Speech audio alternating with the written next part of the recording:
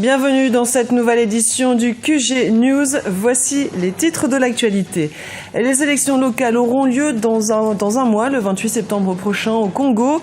Ce scrutin interviendra après plus d'une année de retard. Ils sont jeunes, ils veulent créer des emplois, dynamiser l'économie de leur pays, mais surtout éviter le chômage. Découverte de profils de jeunes entrepreneurs mauritaniens. Et puis, c'est officiel, Samuel Eto'o ne portera plus le maillot des Lions indomptables du Cameroun. L'attaquant l'a annoncé ce mercredi sur les réseaux sociaux. Cela fait plus d'un an qu'on les attend au Congo. Une date finalement a été retenue pour les élections locales. Ce sera le 28 septembre prochain. Quelques 1,8 million de Congolais âgés de plus de 18 ans seront appelés aux urnes pour élire les membres des conseils départementaux et municipaux. Aminata Djek. Les élections locales se tiendront le 28 septembre 2014 en République du Congo. La date a été retenue après la signature d'un décret par le président Denis Sassou Nguesso ce lundi. Les élections auraient dû se tenir en juillet 2013, mais le scrutin a été retardé officiellement en raison d'un retard pris dans la révision des listes électorales. On peut attendre de ces élections locales au Congo voisin qui étaient déjà en retard d'un an une sorte de clarification concernant notamment ce recensement des listes électorales parce que c'était d'abord contesté par l'opposition et cette fois-ci il y a eu les listes, il y aura les élections, mais en même temps on peut s'imaginer que le pouvoir se rapprochant aussi des élections présidentielles, aimerait faire un test pour savoir exactement ce qui va se passer. On pourrait aussi attendre une sorte d'apaisement au niveau de la classe politique congolaise et aussi une entente sur l'avenir du pays. Cependant, certains partis de l'opposition craignent que ces élections ne soient qu'une étape vers la réforme constitutionnelle. En effet, le scrutin tombe en plein débat sur un éventuel référendum pour maintenir le président au pouvoir. Le chef de l'État va valider son fichier et le réutiliser au référendum. L'ouverture des candidatures en vue des élections du 28 septembre est fixée ce jeudi 28 août 2014. Le scrutin devrait permettre au gouvernement de relancer les assemblées locales et le processus électoral en vue des élections sénatoriales qui suivront, ainsi que la présidentielle prévue en 2016. Les chambres africaines extraordinaires créées au sein des juridictions sénégalaises en vue de juger Hissène Habré ont à nouveau rejeté ce mercredi à Dakar la demande de constitution en partie civile de l'État tchadien.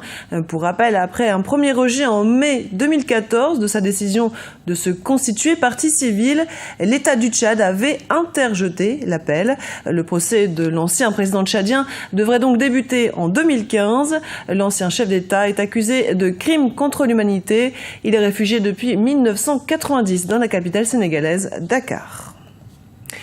Les BRICS, le Brésil, la Russie, l'Inde, la Chine et l'Afrique du Sud ont créé leur propre banque de développement. La banque de développement qui sera basée à Shanghai aura pour objectif de financer de grands projets d'infrastructure dans les pays concernés et à terme dans d'autres pays émergents. Quelle est la place et le rôle de l'Afrique du Sud dans ce projet? Réponse avec Florence Sampouré et Mokhtarba. Sur l'échiquier international, le Brésil, la Russie, l'Inde, la Chine et l'Afrique du Sud ont créé leur propre banque de développement. Sous le signe BRICS, les pays ont mis en place un nouveau fonds de réserve de change. Objectif, amorcer une reconfiguration de la gouvernance mondiale. Donc les BRICS, comme on le sait, ça réunit le Brésil, la Russie, l'Inde, la Chine et l'Afrique du Sud comme un bloc économico-politique des pays émergents qui veulent se constituer comme un autre pôle de développement économique. Cependant, bon nombre d'observateurs estiment que l'Afrique du Sud a une économie encore engourdie. Mais le gouvernement de l'ANC, parti au pouvoir depuis la chute de l'apartheid, conforte et rassure. L'Afrique n'est pas dans la récession malgré une faible hausse du PIB à 0,6% au deuxième trimestre de 2014.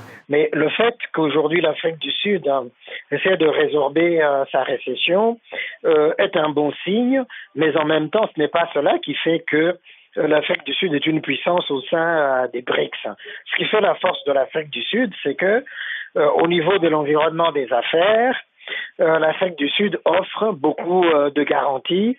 Au niveau de son appareil industriel, l'Afrique du Sud offre des garanties. des développements que ne proposent pas d'autres pays africains. Et donc, naturellement, l'Afrique du Sud a sa place tout à fait trouvée dans les BRICS. Pour l'heure, plusieurs dispositifs sont mis en place pour renforcer les pays membres des BRICS. 50 milliards de dollars mobilisés pour 2016 doivent d'ailleurs financer les infrastructures des 5 États fondateurs, puis celles des pays du Sud qui les rejoindront. L'institution aura son siège à Shanghai et son premier président désigné pour 5 ans sera originaire d'Inde. Saisir une opportunité, c'est en ces termes qu'ils parlent. Eux, ce sont 2 jeunes entrepreneurs mauritaniens. Plutôt que de choisir un emploi salarié, ils ont opté pour l'entrepreneuriat. Qu'est-ce qui les motive? Réponse dans ce reportage réalisé par notre correspondant Franck Nodofina. Plus de 100 milliards de francs CFA depuis le début de l'épidémie d'Ebola en décembre 2013 afin de lutter contre sa propagation en Afrique de l'Ouest. Ce mardi d'ailleurs, le président de la Banque africaine de développement, Donald Kaberuka, a signé avec l'Organisation mondiale de la santé un protocole d'accord pour une subvention de la banque de 60 millions de dollars. Il s'agit d'une épidémie qui se propage rapidement.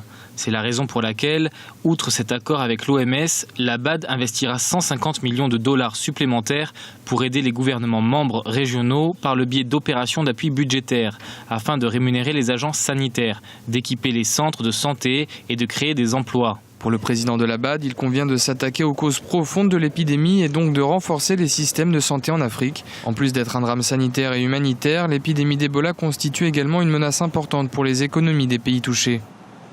Cette épidémie menace la situation économique de nos pays. Ils pourraient perdre 1,5% de leur PIB en raison de cette épidémie. Des compagnies aériennes privées ont interdit les déplacements internationaux à destination et en provenance des pays affectés, affectant le tourisme et le commerce.